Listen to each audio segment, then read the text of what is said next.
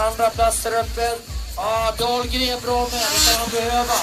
Dahlgren som ligger strax innan på topp 12. Där två stycken köra kvar hit. Och så har vi Mörk också en förare som står kvar borta i startsvängen. Det startar med 10 Anton Dahlqvist på sin Lynx. 13 man i första kvalrundan. Och vi konstaterar i alla fall då att Dahlgren är tvåa efter Norsa.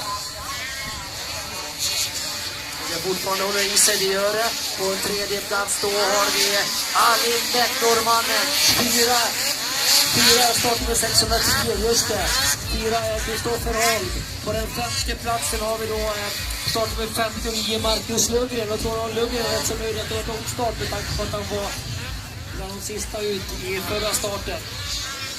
Sjätte plats Joel Westerlund, 7 Adam Renheim. Adam Renheim just på sjunde plats. Reponen är på åttonde, på den nionde grunden högersvängen.